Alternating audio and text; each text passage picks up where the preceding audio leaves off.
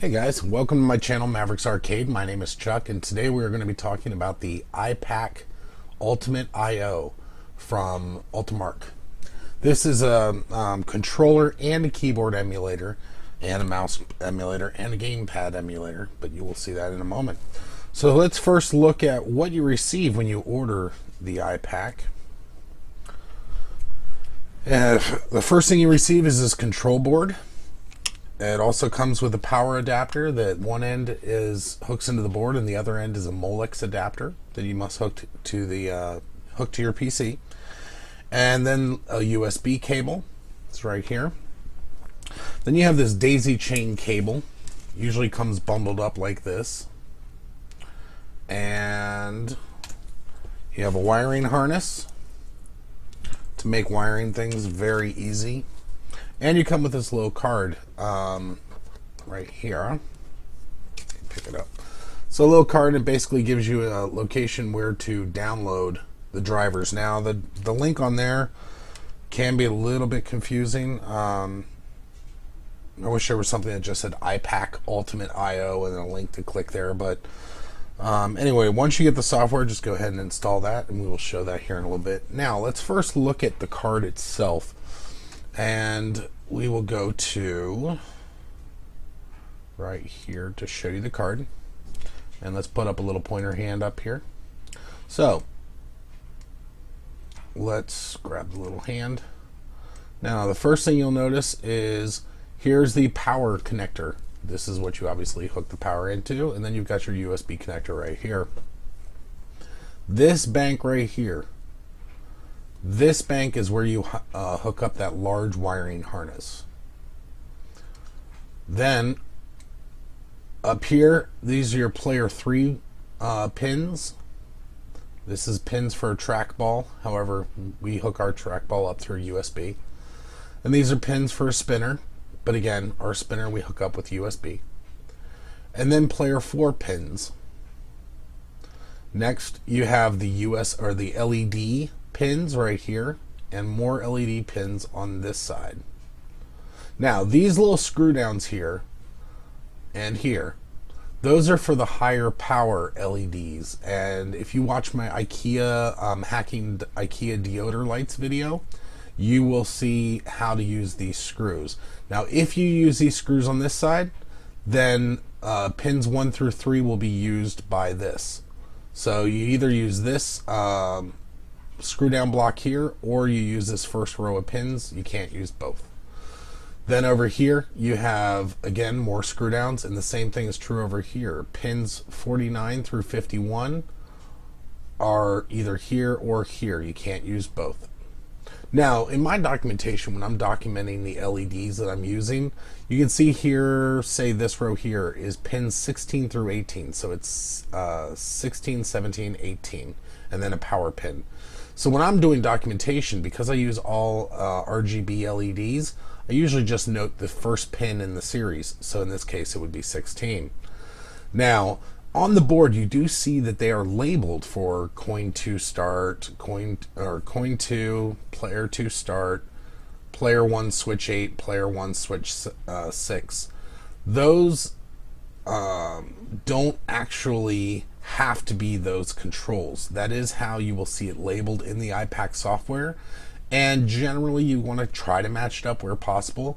But if you decide you want to set up a flippers, you could make that say player 1 switch 8 if you want to, and just in the software you would label it differently. Now let's go ahead and let's look at the wiring harness. So we'll get rid of this, and we're going to look at the wiring harness. Now this is the wiring harness plugged into the board, and the reason why I'm showing this picture is I want you to note the black cable that's all by itself. That black cable that's all by itself is what you will hook this daisy chain cable into. And that cable will hook to every single switch to provide it power, and then the return signal is what comes through the rest of this harness. Now you'll see the wiring pattern on this side of the harness is red, yellow, blue, gray. Then there's a space, and then it's red, yellow, blue, gray, red, yellow, blue, gray, and so on. You'll also notice that on the board, let me pull up my little pointer finger. Where's the little hand? There's a little hand.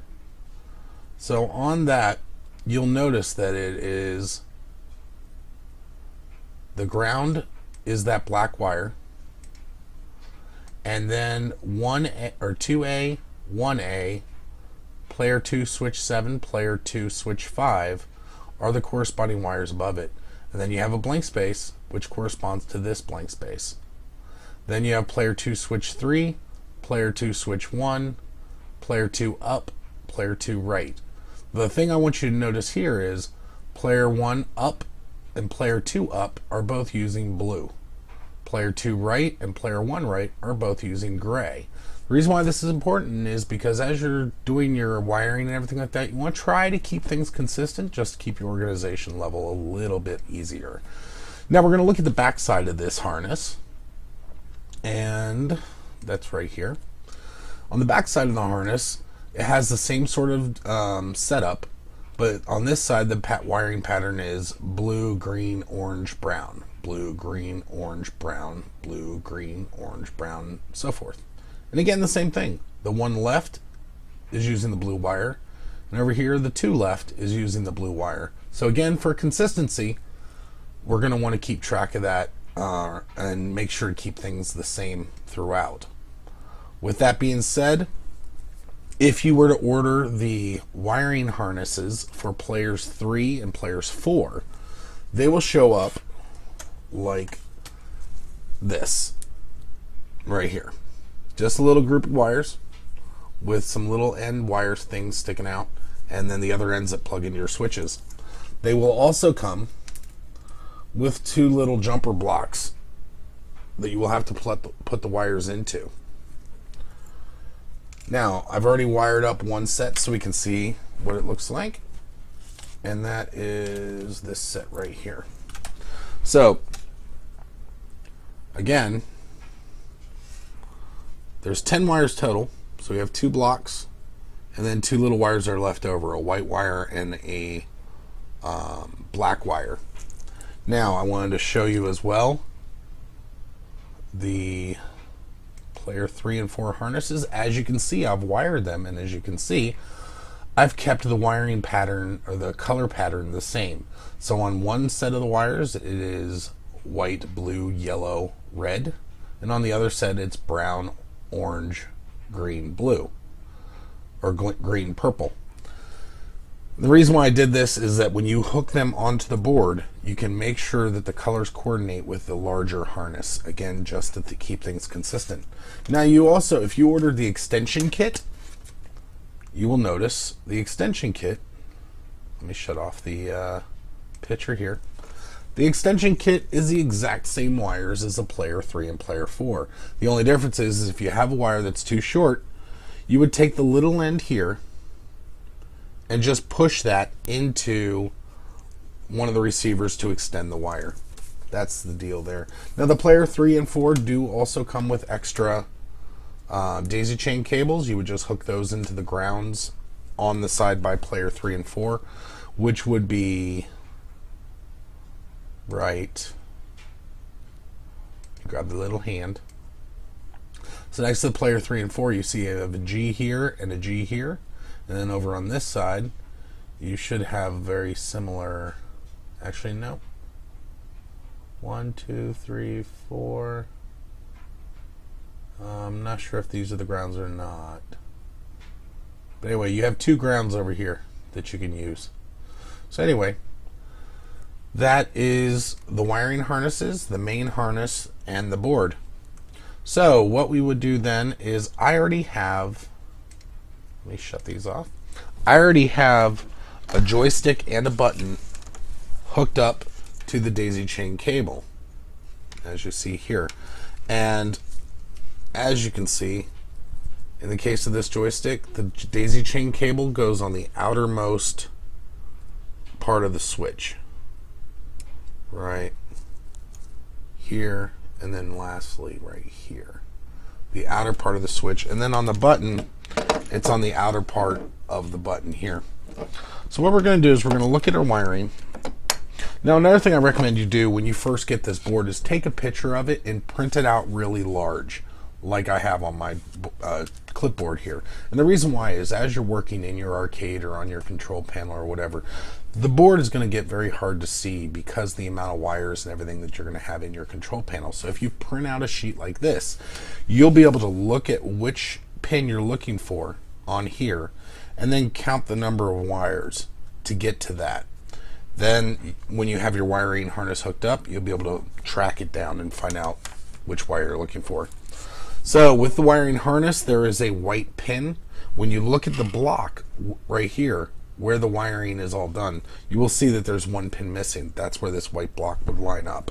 So we're going to put that in here, like that. And now our wiring block is on the board. So the first thing we're going to do is we're going to look for that single black wire right here. That single black wire, we're going to hook that into our daisy chain. Now there's, on one end of the daisy chain, there is a connector that looks different. It's just a little piece of tab of metal sticking out. And we just connect those up. And now our daisy chain wire is live with current. So we've got that sitting there.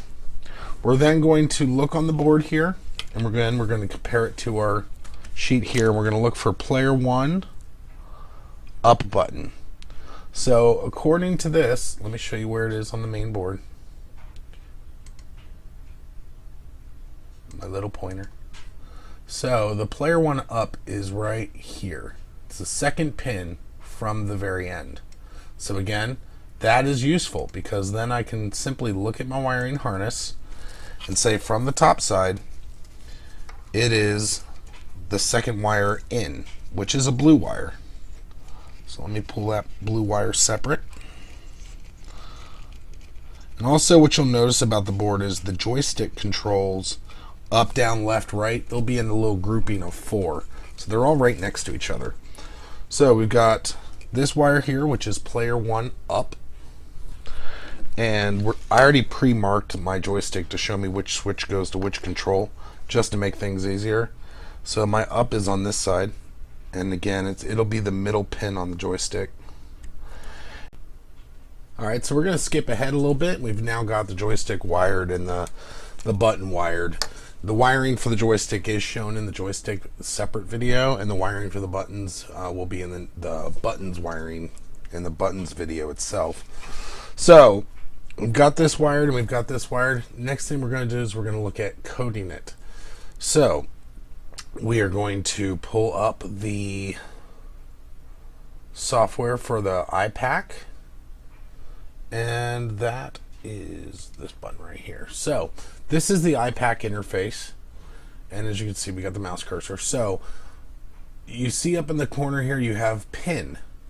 Well, that's a drop down, and all the various pins will show up in here, and this again is what is labeled on the board. It doesn't actually have to be the function. That's up to you.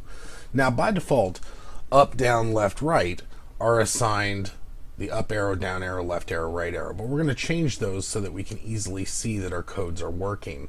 So we have pin 1 right, and we're going to see it's set currently as a gamepad, as a button. We're going to set it as key. We're going to give it the R. Now as you can see, it says that the board was reconfigured. You don't have to save the changes here. As you make changes, the board is automatically recoded. We are going to then select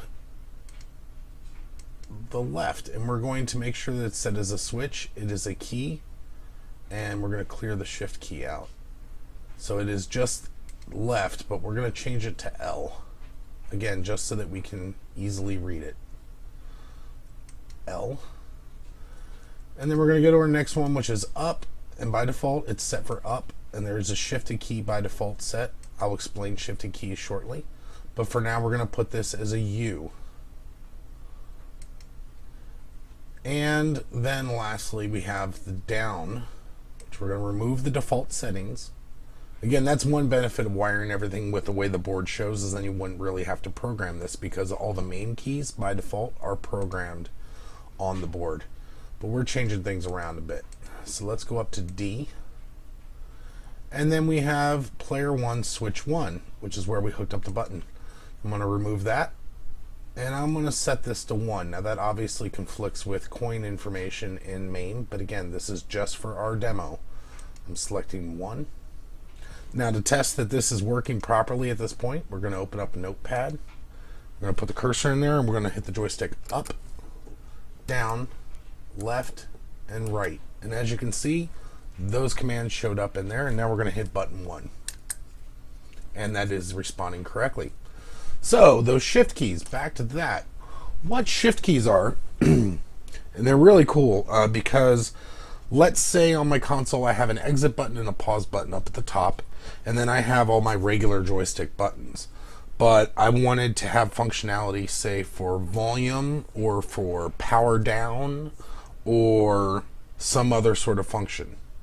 Well, the I-PAC shift key allows you so that if you define an I-PAC shift key and then hold that button down, you can make the rest of the buttons do other things.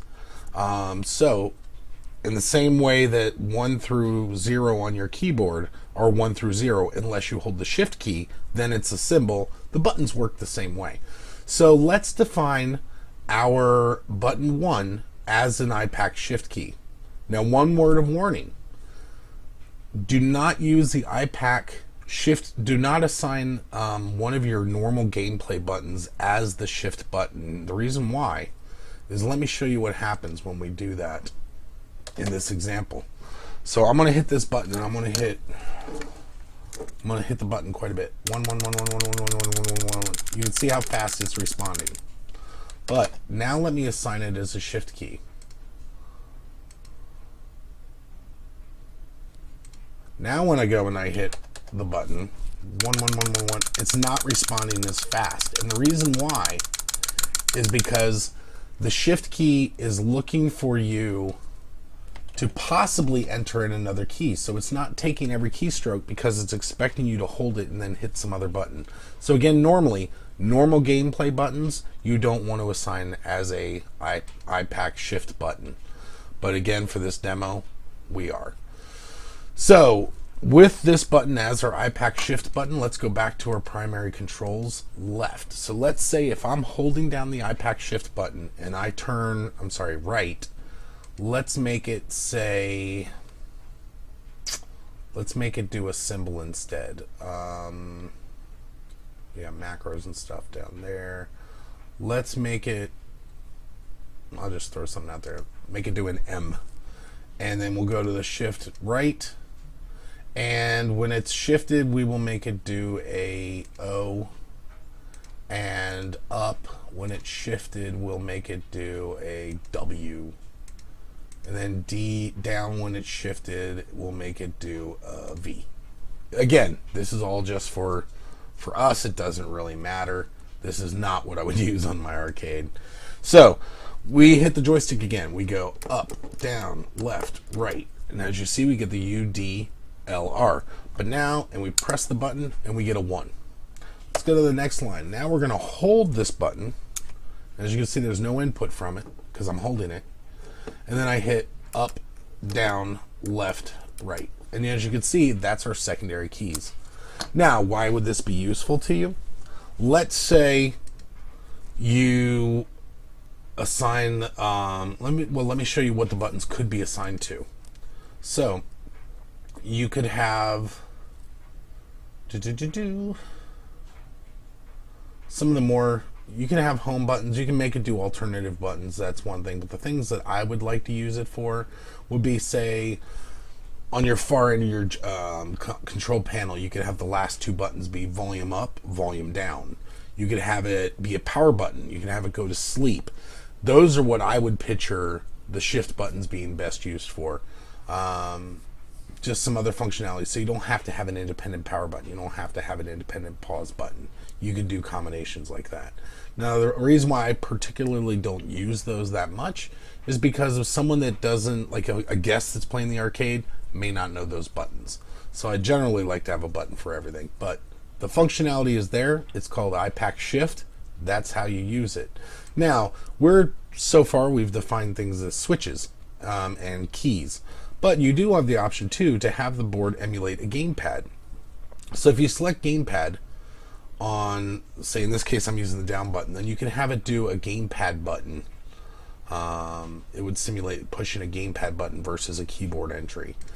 Or you could have it simulate a mouse button, right click, left click, double click, so forth. Again, I haven't personally had a need for that, but it's nice to know that it's there.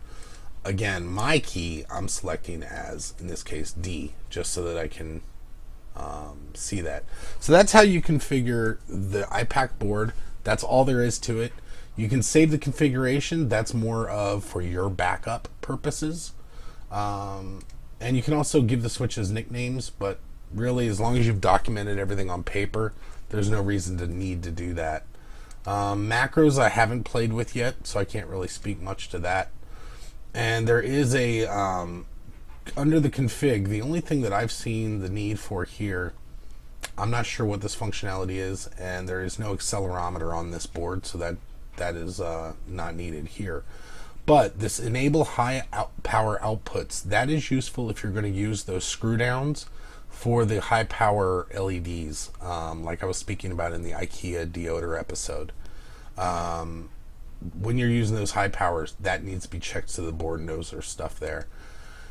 And really, that's all there is to configuring the I-PAC board. The next video that we'll have is how to configure buttons and so forth. But as far as the board goes, it's extremely simple. It's an extremely powerful board because instead of having to get a keyboard encoder, then an LED controller, then something for your trackball, it's all in one. Plus, this takes an amazing amount of inputs at the same time. I've heard other people say that some of the other controller boards can get hung up if you're hitting too many buttons at once. I haven't run into that issue personally. Again, if you're looking for a controller board that also does the LEDs for your system, this is the way to go. If you guys have any questions, let me know, comment below, and definitely we will see you next time. If you enjoyed this video, please click like below. If you have any comments or suggestions, you can either comment below or email mavericksarcade@gmail.com. And if you're into home gaming, emulation, or arcade machines, please consider subscribing to my channel. Thanks again for watching.